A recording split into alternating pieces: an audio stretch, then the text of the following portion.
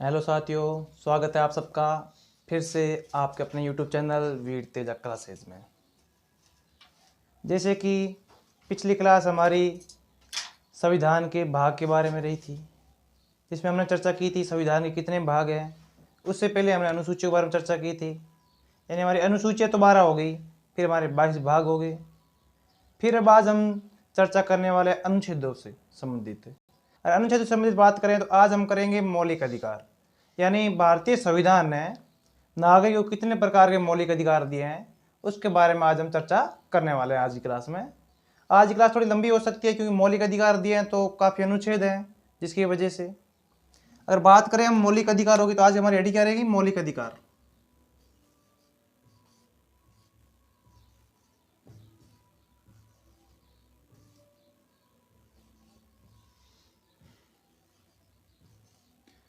मौलिक अधिकार हमारी क्या हेडिंग आज की? मौलिक अधिकार। अगर बात करें हम मौलिक अधिकारों की तो सबसे पहले आता है कि मौलिक अधिकार के संविधान के किस भाग में रखा गया है। तो मौलिक अधिकारों को संविधान के भाग 3 में रखा गया है। भाग कौन सा? भाग 3। संविधान के मौलिक अधिकार किस भाग में? भाग 3 में है। अगर हम बात करें अनुच्छेदों की तो अनुच्छेद रहने वाले हमारे 12 से लेके 35 तक। 12 से लेके 35 तक जो अनुच्छेद है वह मौलिक अधिकारों से संबंधित है। अगर बात करें मौलिक अधिकार कहाँ से लिए गए हैं तो मौलिक अधिकार लिए गए हैं अमेरिका से। कहाँ से लिए गए हैं? अमेरिका से। मौलिक अधिकार कहाँ से लिए? लिख लीजिए आप, अमेरिका से। ये हमारे लिए गए हैं अमेरिका से।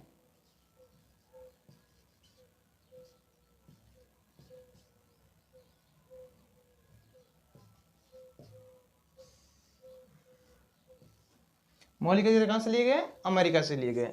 अगर अब बात करें भाग की तो भाग कौन सा है हमारा? अभी मैंने आपको बताया था भाग 3। बात करें अनुच्छेद की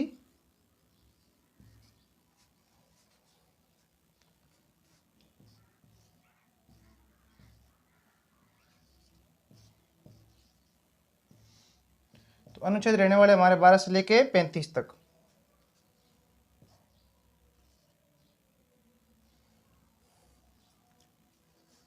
अनुच्छेद कौन सा है? 12 से लेके 13 लिख दिया मैंने, 12 से 35 तक अनुच्छेद रहने वाले हमारे 12 से लेके 35 तक। भाग कौन सा है? 3। और मौलिक अधिकार कहां से लिए गए हैं? अमेरिका से लिए गए हैं। मौलिक अधिकार सर्वप्रथम अगर बात करें तो 1215 में आए थे। कहां पे? 1215 ईस्वी की मौलिक अधिकार सर्वप्रथम 1215 ईस्वी में इंग्लैंड, यानी आप ब्रैकेट लिख सकते हो, ग्रेट ब्रिटेन में आए थे। ठीक है। एक मैग्ना कोर्ट नाम से इंग्लैंड में 1215 में लाए गए थे, जिसका अर्थ क्या था? नागरिकों का अधिकार। जिसका अर्थ क्या था? नागरिकों का अधिकार, यानी नागरिकों के बारे में जो अधिकार है उसकी चर्चा सब सर्वप्रथम 1215 में कहाँ हुई थी? 1215 इंग्लैंड में। इंग्लैंड लिख सकते हो ब्रैकेट में, ग्रेट ब्रिटेन।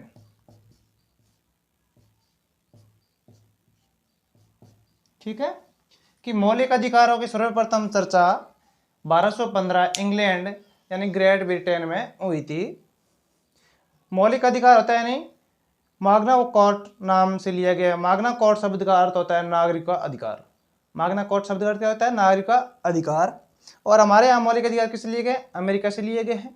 भाग 3 में रखा गया है। अनुच्छेद 12 से लेके 35 तक है। अनुच्छेद कितने हैं? 12 से लेके 35 तक। अगर हम बात करें अनुच्छेद 12 की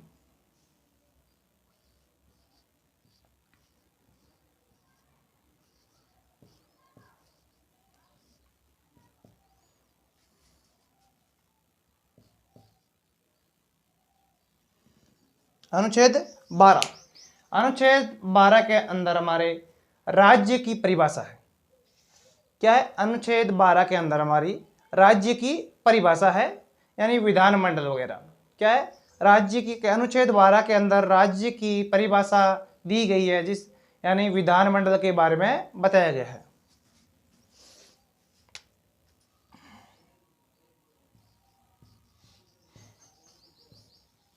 इसमें राज्य की परिभाषा है, जिसका अर्थ है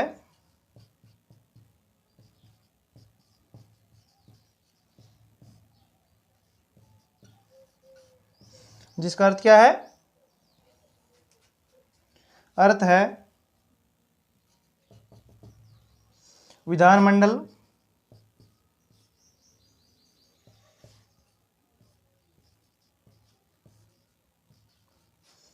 एवं कार्यपालिका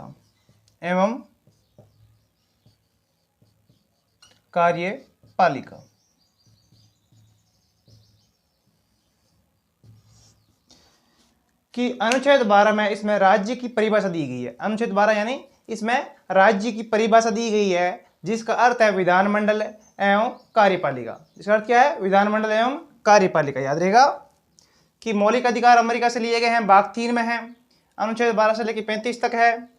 ये 1215 ईस्वी में इंग्लैंड में आए थे, यानी ग्रेट ब्रिटेन में। अनुच्छेद 12 की बात करें तो इसमें राज्य की परिभाषा, जिसका अर्थ क्या है? विधानमंडल एवं कार्यपालिका। और बात करें अनुच्छेद 13 की, अनुच्छेद 13 इसमें क्या है? न्यायिक पुनर्लोकन। कि अनुच्छेद 13 के अंदर न्यायिक पुनर्लोकन के बारे में बताया गया है। अनुच्छेद 13 क्या है? न्यायिक पुनर्लोकन।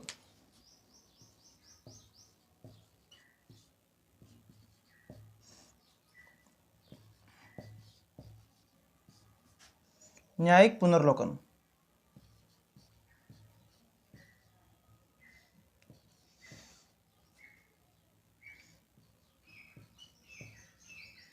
लोकन का सिद्धांत है। इसमें न्यायिक पुनर्लोकन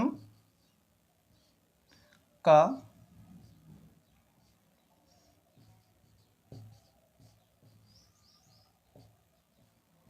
सिद्धांत है कि अनुच्छेद 13 में इसमें न्यायिक पुनर्लोकन का सिद्धांत है, अर्थात विधायिका द्वारा बनाए गए कानून की कार्यपालिका एवं न्यायपालिका द्वारा, विधायिका द्वारा बनाए गए कानून की, अर्थात विधायिका द्वारा बनाए गए कानून की, अर्थात विधायिका द्वारा बनाए गए कानून की न्यायपालिका द्वारा जांच करना। ठीक है, इसमें न्यायिक पुनर्लोकन है, यानी इसमें विधायिका जो कानून बनाएगी, कौन बनाएगी? विधायिका। विधायिका हमारे कानून बनाती है, तो न्यायपालिका उसकी क्या करेगी? जांच करेगी। यहाँ पे लिख देता हूं, 13 की लिख रहा हूं यहाँ पे मैं। ठीक है, कि विधायिका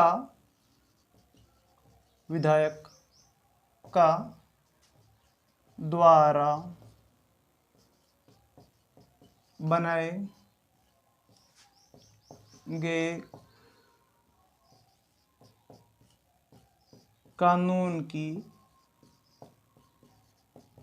न्यायपालिका द्वारा जांच करना। पालिका द्वारा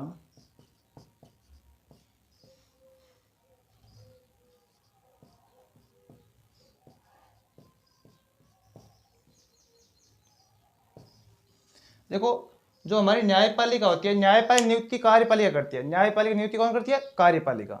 न्यायपालिका नियुक्ति कौन करती है? कार्यपालिका। न्यायपालिका की नियुक्ति कार्यपालिका करती है। परंतु एक बात याद रखना कि कार्यपालिका और विधायिका द्वारा बनाए गए कानूनों पर नियंत्रण कौन रखती है? न्यायपालिका रखती है। कि कार्यपालिका और विधायिका द्वारा बनाए गए कानूनों पर नियंत्रण रखने का कार्य न्यायपालिका करती है। इसे हम क्या कहते हैं? नियंत्रण एवं संतुलन की व्यवस्था। पूछ ले, नियंत्रण एवं संतुलन व्यवस्था किसे कहते हैं? यानी विधायिका एवं कार्यपालिका। देखो, न्यायपालिका नियुक्ति कौन करती है? कार्यपालिका करती है, परंतु कार्यपालिका और विधायिका द्वारा बनाए गए कानूनों पर नियंत्रण कौन रखती है? न्यायपालिका ही रखती है, जिसे हमें नियंत्रण एवं संतुलन की व्यवस्था भी कहते हैं। विधायिका, आप चाहें तो इसका स्क्रीनशॉट वगैरह ले सकते हैं,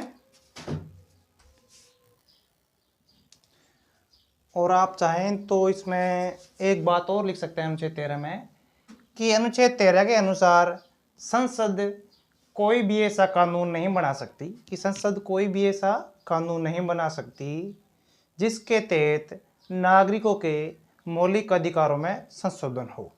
ठीक है, देख लीजिए यहाँ पे,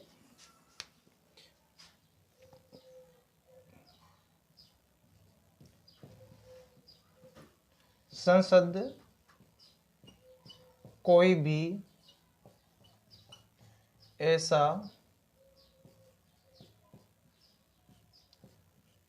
कानून नहीं बना सकती है जिससे नागरिकों के मौलिक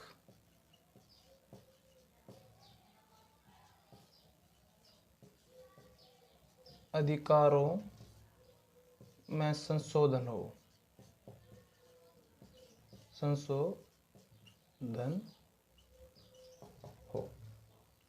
ठीक है,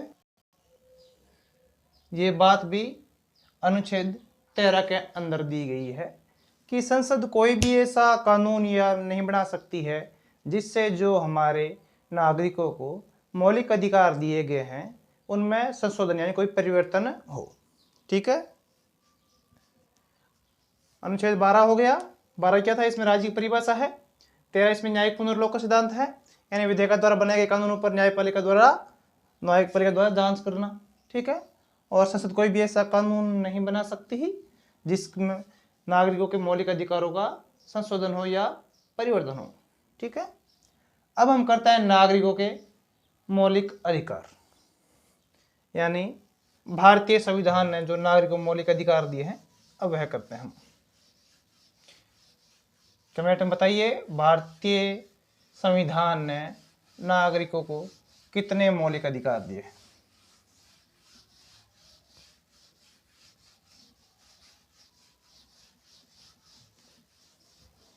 बताइए कि भारतीय संविधान ने नागरिकों को कितने मौलिक अधिकार पहले दिए थे पर बाद में एक हटा दिया।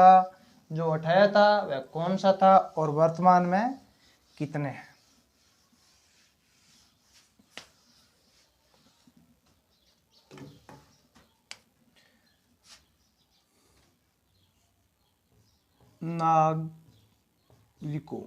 नागरिकों के मौलिक अधिकार।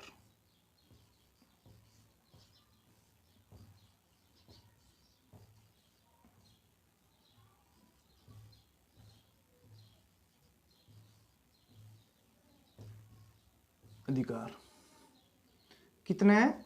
6। संविधान ने भारतीय नागरिकों को 6 प्रकार के मौलिक अधिकार दिए हैं। पहला कौन सा है हमारा? समानता का अधिकार। कौन सा है? समानता का अधिकार, जो है हमारा अनुच्छेद कितने हो गए थे? 13 हो गए थे ना, 14 से लेके 18 तक। कितने अनुच्छेद? 14 से लेके 18 तक।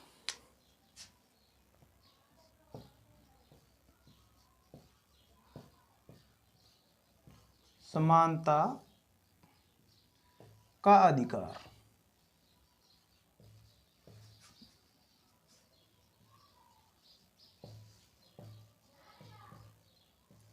बात करें अनुच्छेद की,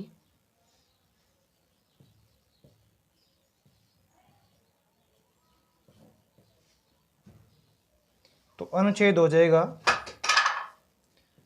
14 से लेके 18 तक। ठीक है, बात करें दूसरे, अगर दूसरे हम बात करें तो दूसरा हमारा अधिकार था स्वतंत्रता का अधिकार।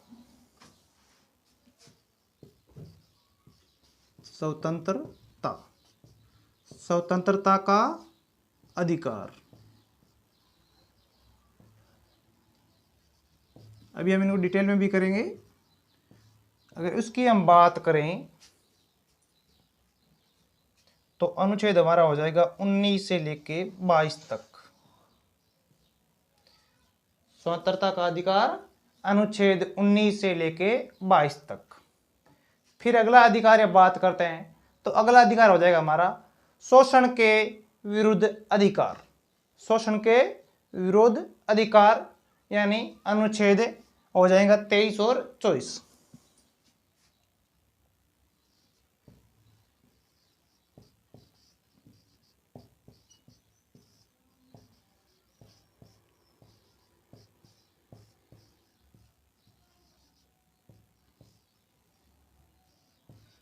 शोषण के विरुद्ध अधिकार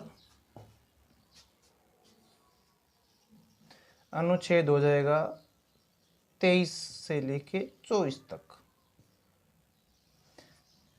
ठीक है। फिर है हमारा धार्मिक स्वतंत्रता का अधिकार। कौन सा हमारा चौथा, धार्मिकता का अधिकार या धार्मिक स्वतंत्रता का अधिकार, जो हमारा अनुच्छेद हो जाएगा 25 से लेके 28 तक। धार्मिकता का अधिकार किसमें है? 25 से लेके 28 तक।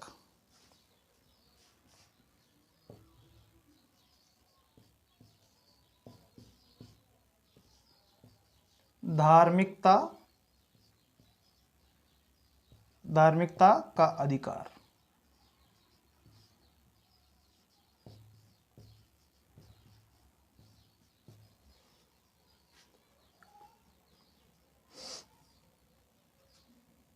पच्चीस से लेके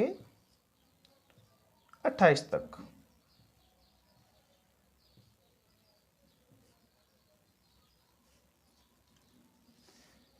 ठीक है।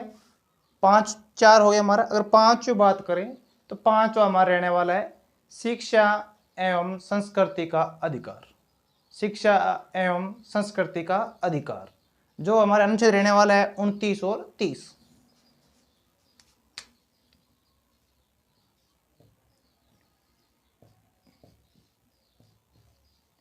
शिक्षा एवं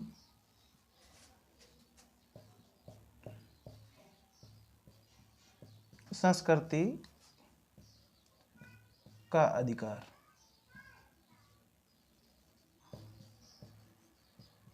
बात करें अनुच्छेद की तो अनुच्छेद हो जाएगा 29 और 30।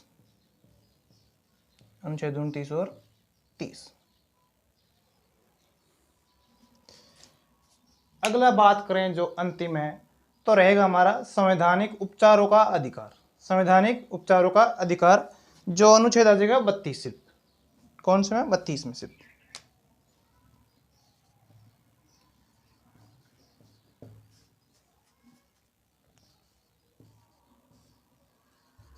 संवैधानिक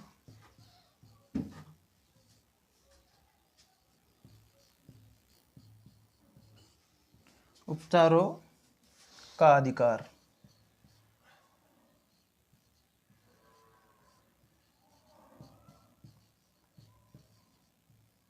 अनुच्छेद रह जाएगा सिर्फ और सिर्फ 32। ठीक है। हमने अगर बात की थी मौलिक अधिकारों की, तो उसमें हमने बात की थी अनुच्छेद 12 से लेके 35 तक। तो 12 13 हमने कर लिए। फिर 14 से लेके 30 तक तो हो गए लगातार। फिर हमने 31 छोड़ दिया। ठीक है। फिर हमने 32 हो गया, 33 और 34 35 3 छोड़ दिए, और एक 31 छोड़ दिया, यानी 4 हमने छोड़ दिए। इन चारों के बारे में हम आपको जरूर बताएंगे, डिटेल से बताएंगे इनके बारे में भी। पर 31 याद रखना, 31 था हमारे जो हमारा 7वां मौलिक अधिकार था। कौन सा था? संपत्ति का अधिकार, उसमें था। फिर उसको हटा दिया, यानी 33 34 35 के बारे में हम आपको बताएंगे। अभी हम आपको बताएंगे 14 से लेके 32 तक। यानी पहले है हमारा समानता का अधिकार। ठीक है। फिर हमारा कौन सा अधिकार है? स्वतंत्रता का अधिकार। फिर शोषण के विरुद्ध अधिकार। फिर धार्मिकता का अधिकार। फिर शिक्षा एवं संस्कृति का अधिकार। फिर संवैधानिक उपचार का अधिकार। देखिए सही है, पहले एक ऊपर से, फिर एक पूरा नीचे से। ठीक है।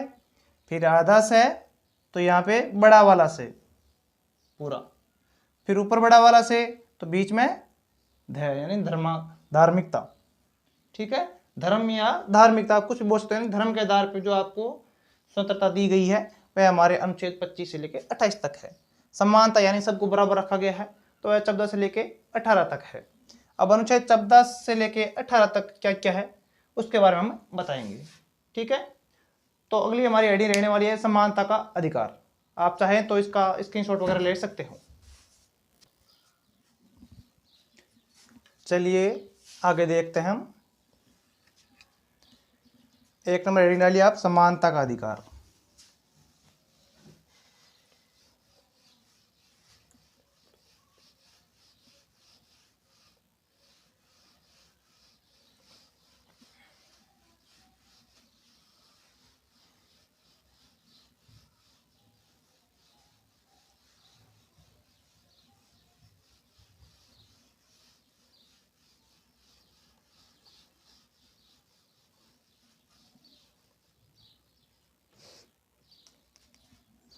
समानता का अधिकार अनुच्छेद 14 से लेके 18 तक।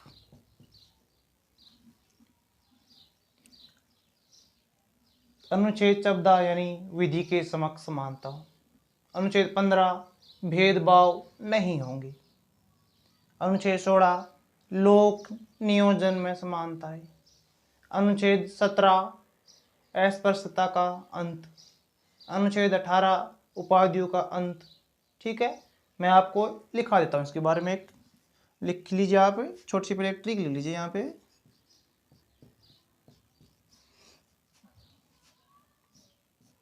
विभेलो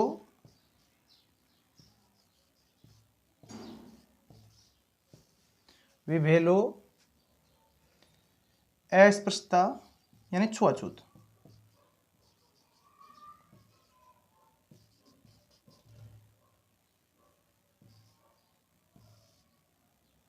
ताकि उपाधि।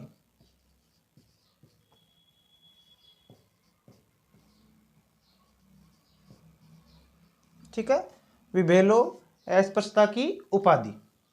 ठीक है, ये आपको याद हो जाएंगे। वी यानी वी का अर्थ क्या होगा बताइए,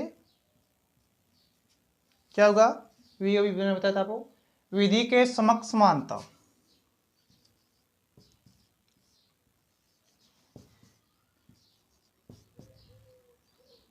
विधि के समक्ष समानता अनुच्छेद 14। ठीक है, विधि के समक्ष समानता। ठीक है, यानी विधि यानी जो कानून होगा, कानून सर्वोपरि है, यानी सबसे ऊपर क्या हमारा कानून है। ये किसने कहा था? ये नकारात्मक उदाहरण है। कानून क्या है? सर्वोपरि है, नकारात्मक उदाहरण है। कहां से? इंग्लैंड से। कहां से थे? इंग्लैंड के। कानून सर्वोपरि है यानी सबसे ऊपर है, ये नकारात्मक उदाहरण है। क्या है? नकारात्मक अवधारणा। ठीक है, कानून सर्वोपरि है।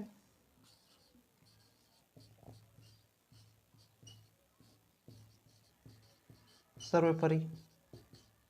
ठीक है, और सकारात्मक उदाहरण कहां से ली गई थी? अमेरिका से। कहां से? अमेरिका से। ठीक है, ये नकारात्मक कहां से थी? इंग्लैंड से। सकारात्मक अवधारणा अमेरिका से। ठीक है, और इसमें कहा था कि समान परिस्थितियों में समान व्यवहार। समान परिस्थितियों में समान व्यवहार इंग्लैंड अमेरिका वाले में। ठीक है, वी यानी विधि के समक्ष समानता अनुच्छेद 14 हो गया। फिर विभेलो, भे यानी भेदभाव नहीं होगा। भेदभाव नहीं होगा।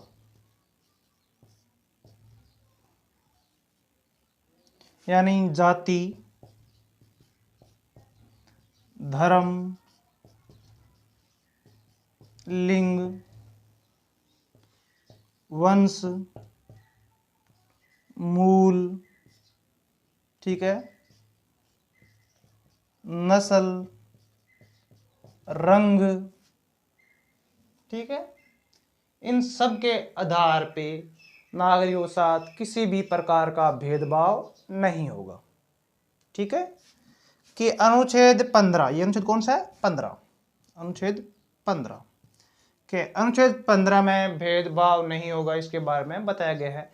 यानी धर्म, जाति, लिंग, मूल, वंश, जन्म, ठीक है, नस्ल, रंग, इन चीजों के आधार पर नागरिकों के साथ किसी भी प्रकार का भेदभाव नहीं किया जाएगा। लो यानी लोक नियोजन में समानता। लोक नियोजन, जन के समक्ष समानता।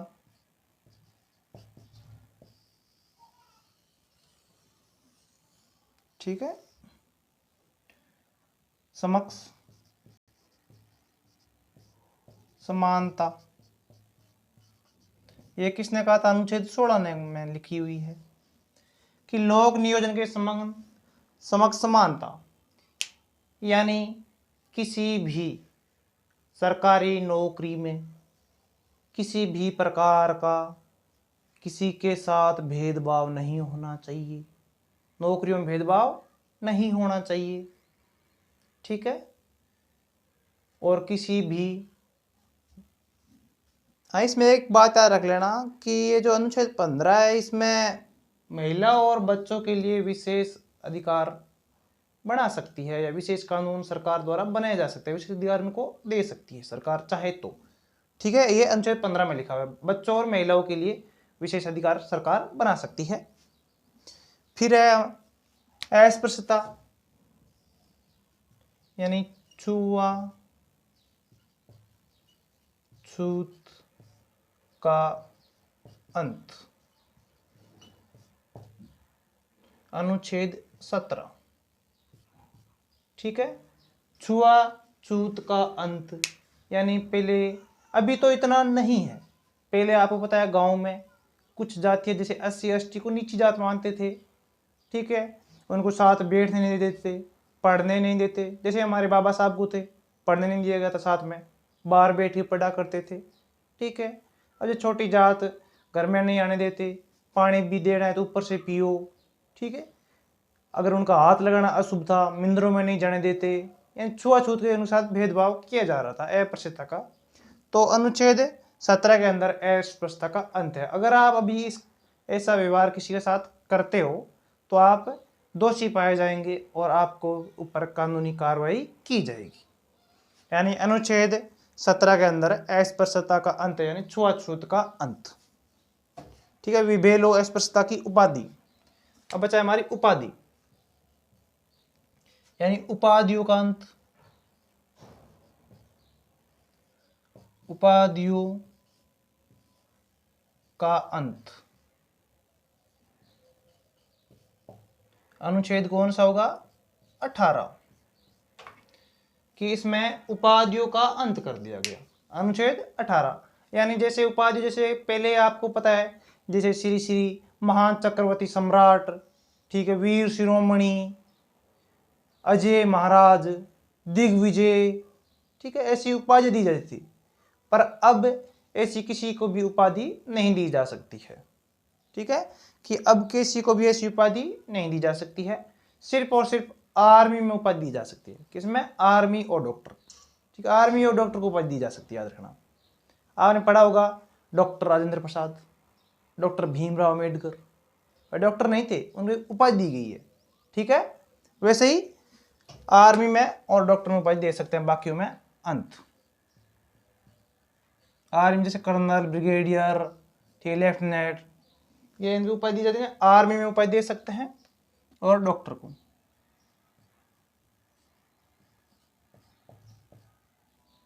उपाधि दे सकते हैं,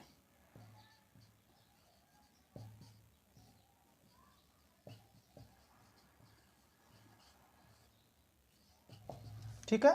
ये हो गया हमारा अनुच्छेद 14 से लेके 18 तक हो गया हमारे, यानी पहला हो गया मौलिक अधिकार, समानता का अधिकार।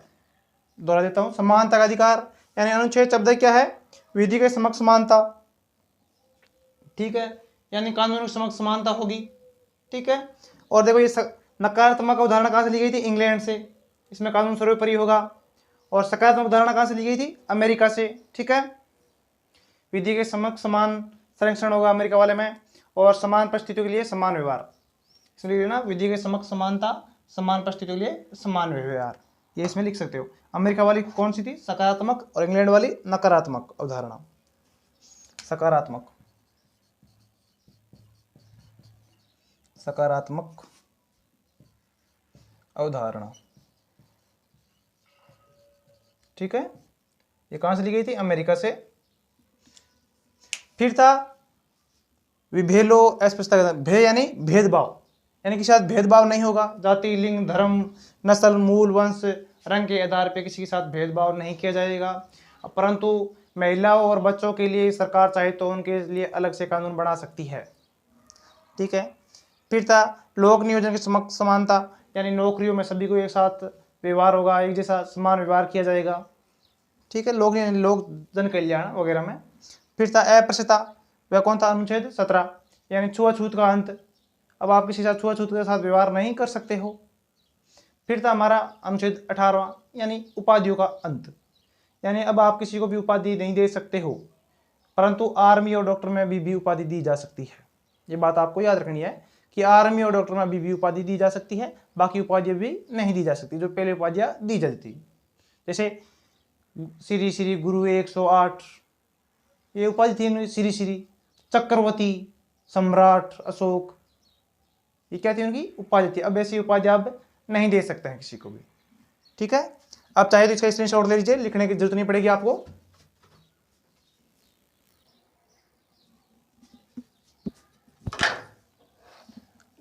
ठीक है, समानता का अधिकार हमारा हो गया है। अगला हमारा स्वतंत्रता का अधिकार।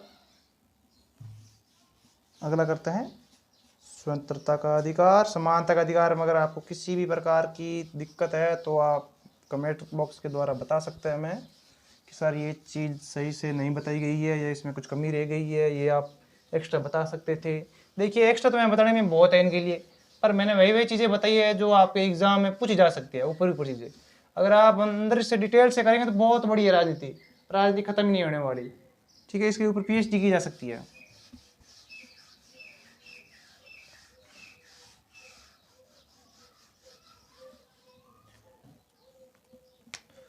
दूसरा है हमारा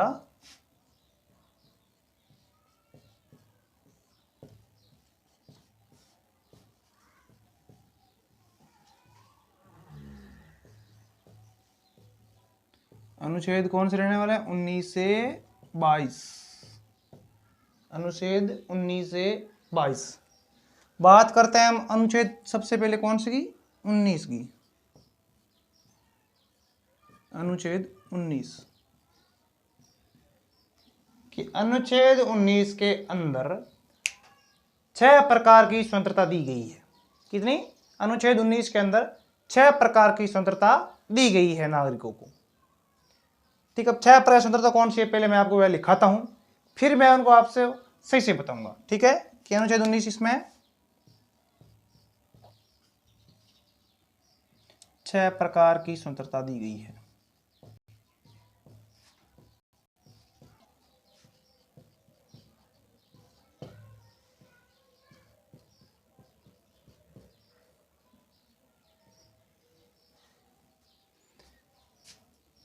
उन्नीस के पार्ट बता रहा हूं, ठीक है। 19A, सीधे मैं ए लिख रहा हूं, ये 19A हो जाएगा।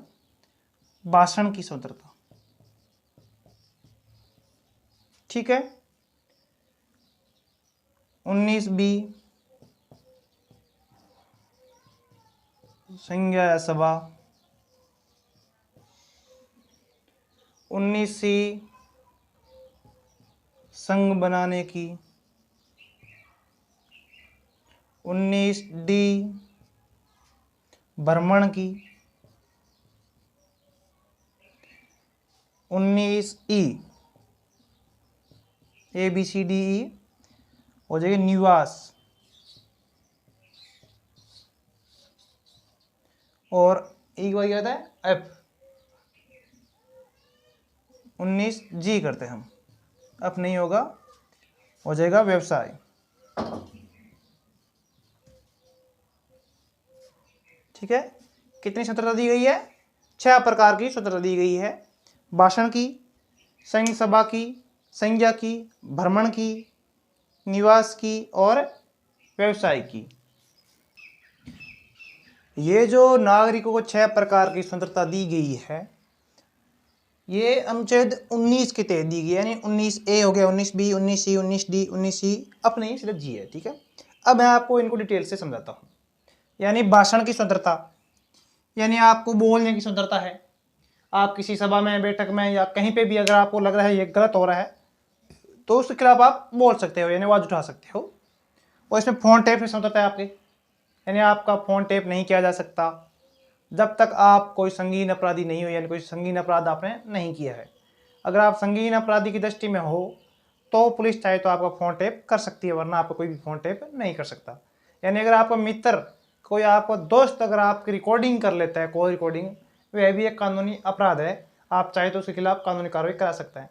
यानी आपका कोई रिकॉर्डिंग कर लेता है फ़ोन या स्क्रीनशॉट वगैरह ले लेते हैं आपकी बातों के, तो ये सब क्या है, कानूनी अपराध है। आप उसके खिलाफ कानूनी कार्रवाई करा सकते हो, क्योंकि इसमें आपको 19 में अनुच्छेद 33 आपको स्वतंत्रता दी गई है कि आपका बिना मर्जी से किसी भी प्रकार की रिकॉर्डिंग, स्क्रीनशॉट वगैरह या कुछ भी नहीं लिया जाएगा आपकी बातों का। ठीक है। फिर है सभा की। ठीक है। फिर यानी सभा में हिस्सा लेना हो, आपको कहीं सभा चल रही है तो आप उसमें चाहे तो हिस्सा ले सकते हैं। जैसे संसद चल रही है तो आप संसद में हिस्सा ले सकते हैं। संसद में हिस्सा ले सकते हैं, इसका मतलब क्या है, आप कोई MP या MLA नहीं है, आप सिर्फ और सिर्फ दर्शक दीर्घा में बैठ सकते हैं संसद में, यानी सभा में भाग ले सकते हैं सिर्फ और सिर्फ दर्शक दीर्घा में। ठीक है।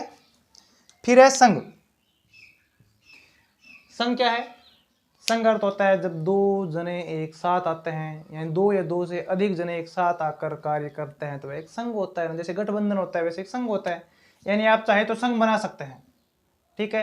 यानी संघ बनाने का अर्थ क्या है कि अगर आप चाहें तो जनता को अपने तरफ करके अपना एक संघ बना ले, अपनी एक पार्टी, अपनी एक टीम बना ले, फिर आप चाहे तो चुनाव लड़ सकते हैं। यानी आपको संघ बनाने की स्वतंत्रता दी गई है। आप चाहे तो जनता को एक साथ लाकर अपनी एक टीम या संघ बना सकते हो। ठीक है। फिर है भ्रमण। ठीक है। इसमें क्या है? भ्रमण। और इसमें याद रखना, संघ यानी आप धरना प्रदर्शन की भी आपको स्वतंत्रता है। संघ यानी धरना प्रदर्शन की भी स्वतंत्रता है। धरना प्रदर्शन की स्वतंत्रता है, पर आप एक बात याद रखनी है, आचार संहिता में नहीं है। अगर आचार संहिता लग गई है तो आप धरना प्रदर्शन नहीं कर सकते हो। आचार संहिता में आप धरना प्रदर्शन करोगे तो पुलिस के द्वारा आप पर अच्छी सी कार्रवाई कर दी जाएगी। आचार संहिता में आप धरना प्रदर्शन नहीं कर सकते हो। ठीक है। और इसमें एक याद रखना, अस्त्र शस्त्र रहित धरना प्रदर्शन क्या करोगे? अस्त्र शस्त्र रहित। ठीक है। अस्त्र शस्त्र रहित आप धरना प्रदर्शन कर सकते हो।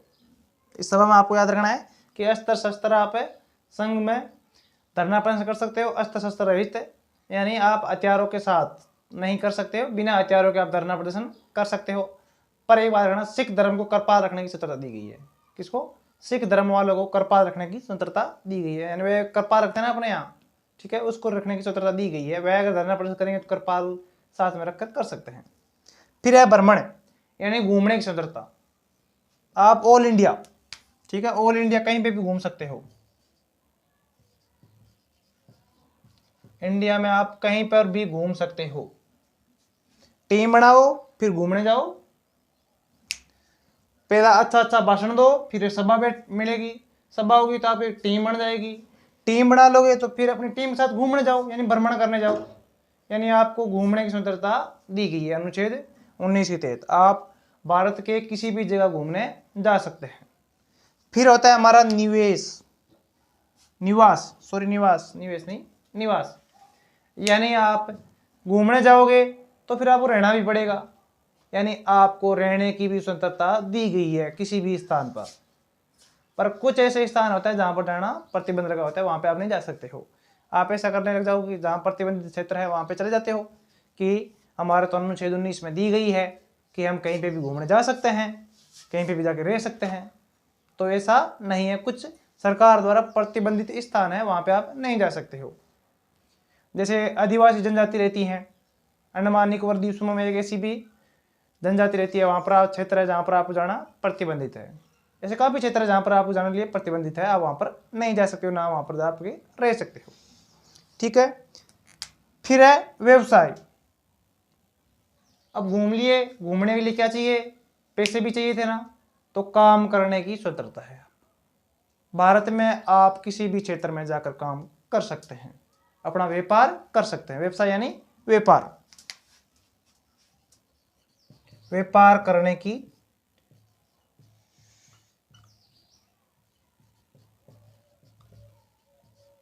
आजादी है आपको। ठीक है, व्यापार करने की भी आपको आजादी है, आप किसी भी क्षेत्र में जाके व्यापार कर सकते हो।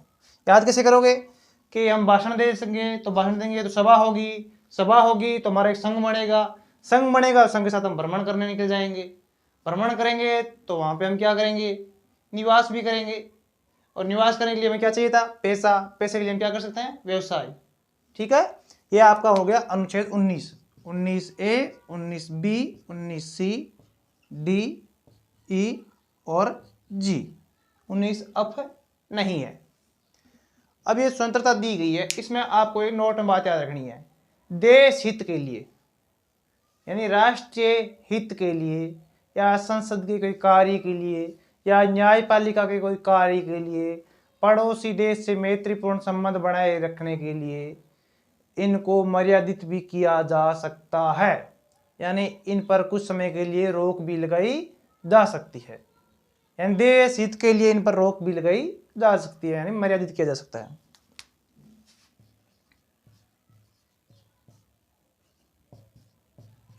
हित के लिए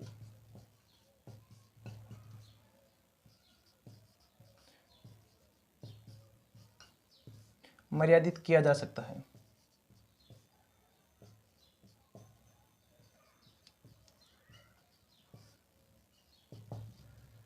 कि इन 6 स्वतंत्रता को देश हित के लिए मर्यादित किया जा सकता है।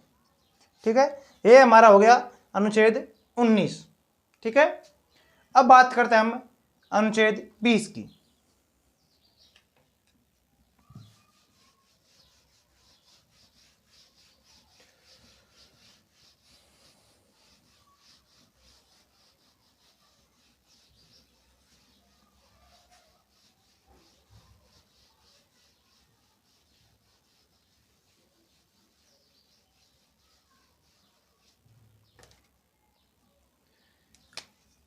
अनुच्छेद 20।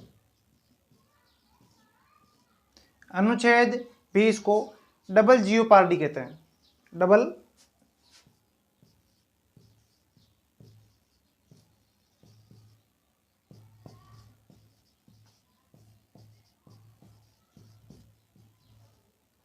ठीक है, डबल जियोपार्डी भी से अनुच्छेद को कहते हैं कि जो अनुच्छेद 20 है इसको डबल जियोपार्डी भी कहते हैं, यानी दोहरा निषेध। ठीक है, यानी दोहरा निषेध।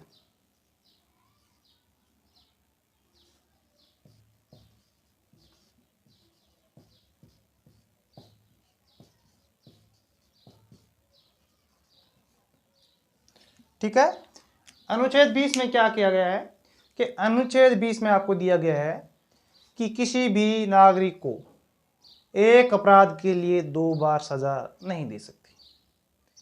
यानी आपने एक अपराध कर दिया है तो फिर आपको उसमें 2 बार सजा नहीं दी जा सकती है। ठीक है, फिर क्या है, फिर इसमें दिया गया है कि स्वयं के विरुद्ध गवाही देने के लिए मजबूर नहीं किया जा सकता। ठीक है, स्वयं के विरुद्ध गवाही देने के लिए मजबूर नहीं किया जा सकता। स्वयं के विरुद्ध कोई भी ऐसी गतिविधि नहीं की जा सकती जिससे कि उसका इल्जाम उस पर साबित हो। यानी आपको मजबूर नहीं किया जा सकता है पुलिस द्वारा। और एक बात याद रखना, पुलिस को दी हुई गवाही अदालत में मान्य नहीं होती है। ठीक है, अगर आपसे पुलिस कोई गवाही ले ले तो आप उसको दे सकते हो। ठीक है, रिकॉर्ड भी करा ले तो कोई दिक्कत नहीं है, किसी भी कागज पर आपसे साइन करवा लेना तो भी कोई दिक्कत नहीं है। आपकी गवाही मजिस्ट्रेट के सामने दी गई वही मान्य होगी। न्यायालय के समक्ष जो आप गवाही दोगे वही मान्य होगी। पुलिस के सामने दी गई गवाही कभी भी मान्य नहीं होती है। एक बात आप याद रख लेना, ये अनुच्छेद 20 में ही कहा गया है। और एक ये हमने कहा है कि एक अपराध के लिए 2 बार सजा का प्रावधान नहीं है। राजीव गांधी केस में भी ऐसा हुआ था। 36 लोगों ने मारा था, 7 मर गए, 29 पकड़े गए। ठीक है, फिर 91 में उनको पकड़ा गया था, फिर कोर्ट ने उन्हें फांसी की सजा दी। फिर 98 में दोबारा सुप्रीम कोर्ट में याचिका लगाई तो सुप्रीम कोर्ट ने छोड़ दिया, उम्र कैद कर दी। ठीक है, उसमें से उन्होंने 6 को फांसी दे दी, 6 को फांसी देंगे। फिर 2005 में कहा था 4 को देंगे। ठीक है, तब एक इनमें से एक पति पत्नी का जोड़ा था तो कह दिया कि माँ को फांसी छोड़ दो, उम्र कैद देंगे, पति को फांसी देंगे। ऐसे करते करते 2011 आ गया। ठीक है, फिर 2011 में फिर से याचिका लगाई गई। फिर 2015 में फैसला दिया गया कि जो 6 को पकड़े रखा था उन सबको भी बरी कर दिया, यानी किसी को भी उसमें फांसी नहीं दी गई, क्योंकि सुप्रीम कोर्ट ने कहा कि आपने इनको पकड़ा कब? 1991 में। 91 से लेके आप 2011 तक, 2015 आ गया, इनको आप फांसी नहीं दे रहे हो। ठीक है, आप इनको अभी भी फांसी नहीं दी है, यानी आपने इनको 2 सजा दे दी है। एक कौन सी? एक तो इनकी उम्र कैद होगी, उम्र कैद कितनी? 20 साल की हो गई। ठीक है, एक तो इनको आपने उम्र कैद यानी 20 साल से ऊपर सजा आप जेल में रख लिया है। दूसरा, इनको मानसिक रूप से प्रतिबंधित किया गया है, क्योंकि आपको जब बोला जाए आपको फांसी दी जाएगी तब आप क्या करते हो? मानसिक रूप से प्रतिबंधित होते हो, यानी आप इंतजार करते रहते हो कब देंगे कब देंगे कब देंगे। इसलिए सुप्रीम कोर्ट ने कहा इन सबको रिहा कर दो, यानी किसी को भी उस केस में फांसी नहीं दी गई। आखिर में लिख लो इसमें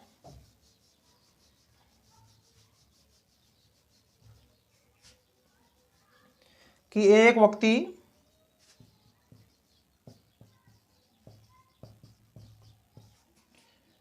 व्यक्ति को एक अपराध के लिए 2 बार सजा नहीं है। एक अपराध के लिए 2 बार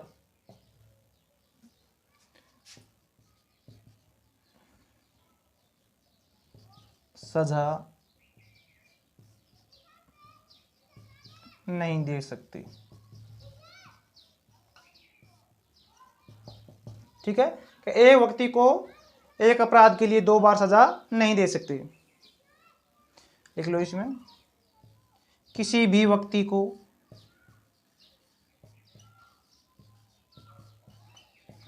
स्वयं के विरुद्ध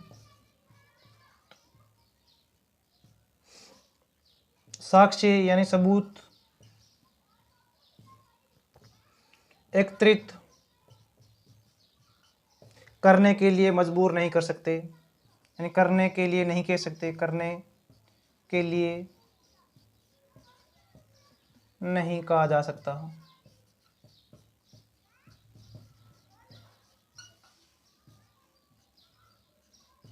ठीक है, कि किसी व्यक्ति को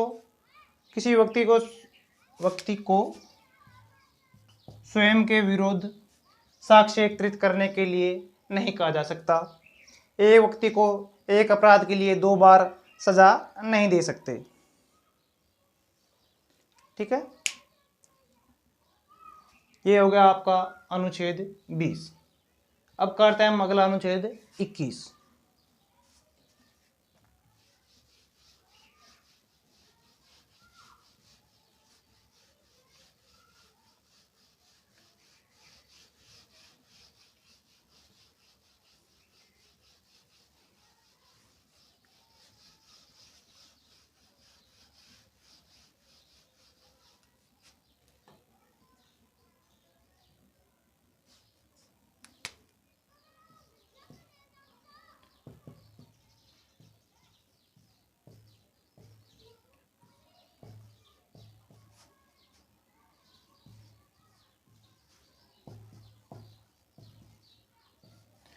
अनुच्छेद 21 में क्या है?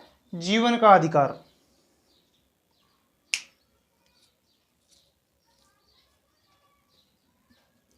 ठीक है, कि अनुच्छेद 21 में जीवन जीने का अधिकार दिया गया है आपको, यानी आप स्वयं को, इस अनुच्छेद के तहत आप स्वयं को नहीं मार सकते। ठीक है, कि इस अनुच्छेद के तहत आप स्वयं को नहीं मार सकते। ठीक है, यानी आप सुसाइड नहीं कर सकते हो।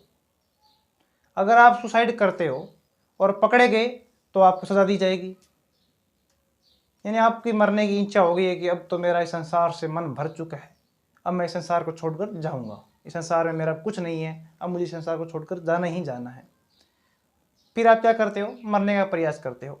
अगर मर गए तो कोई दिक्कत नहीं है, मर गए तो सीधे चले गए, ठीक है, मुक्ति मिल गई आपकी आत्मा को।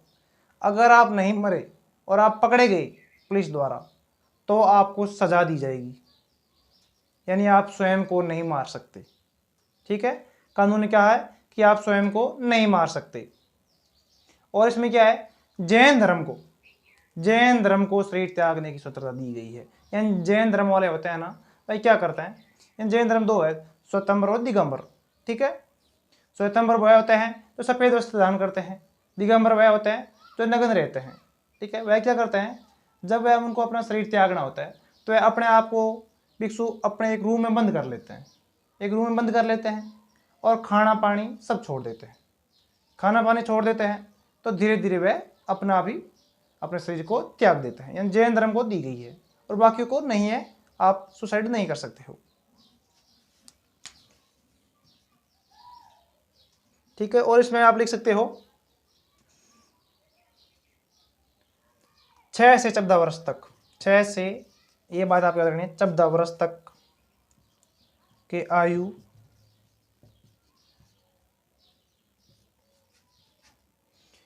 के बालकों को अनिवार्य शिक्षा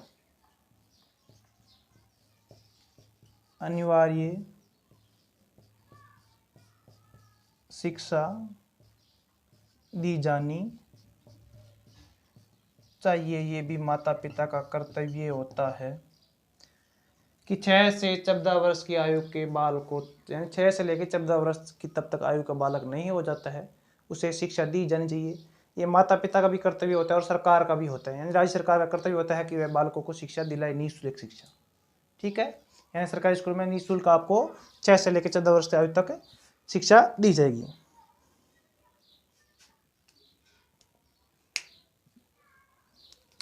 यानी 21वां हो गया, आपके जीवन का अधिकार है, यानी आप अपने आप को, शरीर को नहीं मार सकते हो। ठीक है, 6 से 14 वर्ष की आयु के बालकों को अनिवार्य शिक्षा दी जानी चाहिए। और हम बात करें अगले की, तो अगला हमारा रहने वाला है, और आप चाहें तो हाँ, एक इसमें आपको याद रखना है, इंपॉर्टेंट चीज़ है कि जो 6 से 14 वर्ष के बालकों का आयु अनिवार्य शिक्षा प्रावधान लाया था, वह प्रावधान कब लाया गया था, वह प्रावधान लाया गया था 86वें संविधान संशोधन द्वारा। सन की बात करें, सन हो गया हमारा 2002। ठीक है, कि 2002 में 6 से लेकर 14 वर्ष के आयु तक के बालकों के लिए अनिवार्य शिक्षा का प्रावधान किया गया था। संशोधन कौन सा था, 86वां, और लाया कब गया था, 2002 में। अब बात करते हैं हम अनुच्छेद 22 की।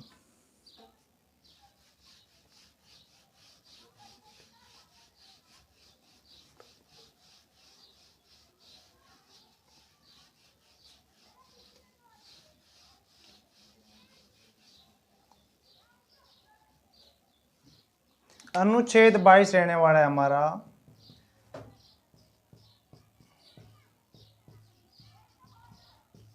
गिरफ्तारी से संबंधित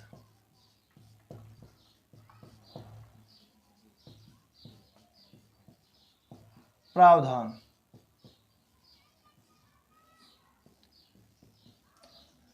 अनुच्छेद 22 के तहत कहा गया है कि अगर किसी व्यक्ति को गिरफ्तार किया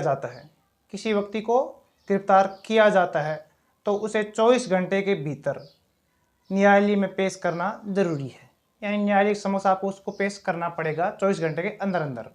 ठीक है, मजिस्ट्रेट के सामने अगर आप 24 घंटे के अंदर मजिस्ट्रेट के सामने पेश नहीं करते हो, ठीक है, तो न्यायालय एक रीट जारी करता है, कौन सा, बंदी प्रत्यक्षीकरण। ठीक है, न्यायालय 5 प्रकार की रीट जारी करता है, हम आगे बताएंगे। तो अभी मैं आपको बताता हूँ, न्यायालय रीट कौन सा जारी करता है, बंदी प्रत्यक्षीकरण। यानी जिसको आपने गिरफ्तार किया है उसको न्यायालय के सामने आप पेश करें। ठीक है, ये रीट जारी कौन करता है, न्यायालय करता है, बंदी प्रत्यक्षीकरण, कि जिसको आपने गिरफ्तार कर लिया है उसको न्यायालय के सामने पेश किया जाए।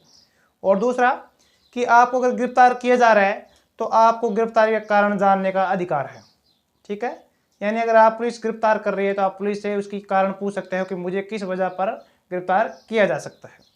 ठीक है, इसमें आप लिखो, किसी व्यक्ति को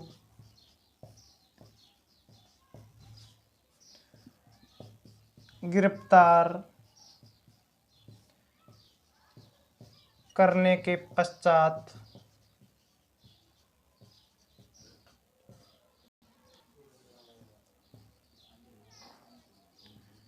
24 घंटे के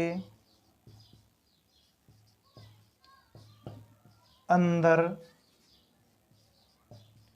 न्यायालय में ले जाना अनिवार्य है। ठीक है, न्यायालय में ले जाना अनिवार्य है।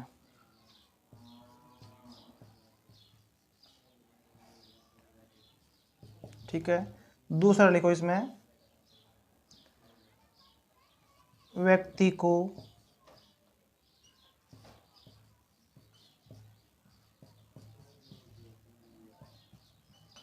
गिरफ्तारी का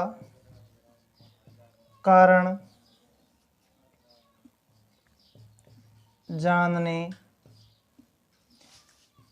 का अधिकार है।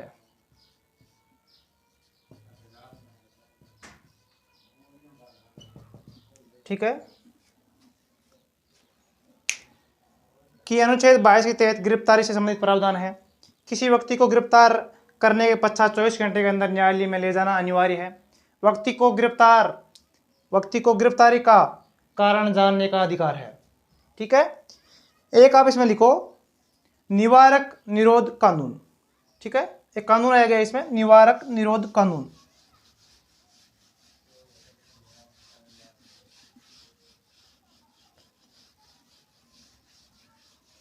ठीक है, ये इसी में लाया गया था अनुच्छेद 22 में, निवारक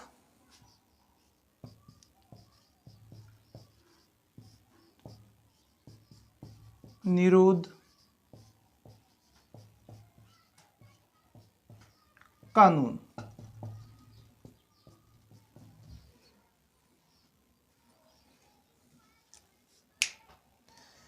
इसमें आप लिखना है, यह कानून अपराध से संबंधित नहीं था, ये अपराध को रोकने से संबंधित था।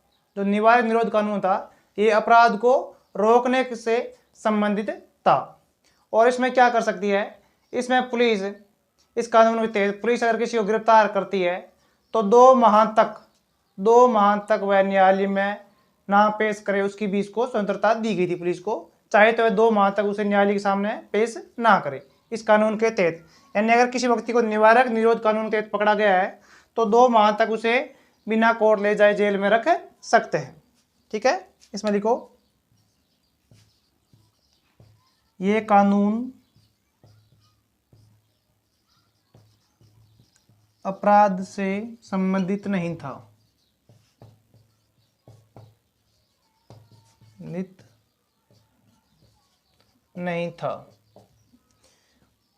इसके तहत अपराध को रोकना था।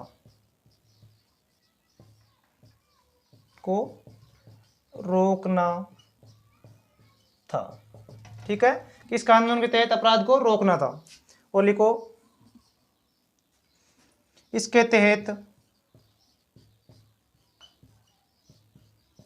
गिरफ्तार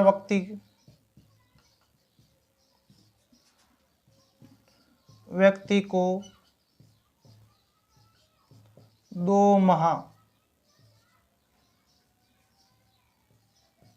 माह तक कोर्ट में न ले जाने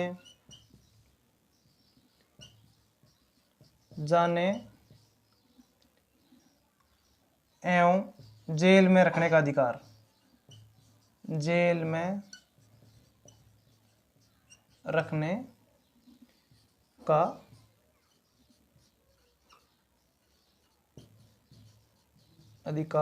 था।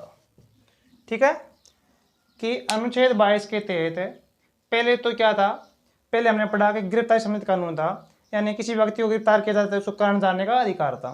फिर हमने पढ़ा कि अगर आपको गिरफ्तार करने के बाद 24 घंटे के अंदर कोर्ट में ले जाना अनिवार्य है।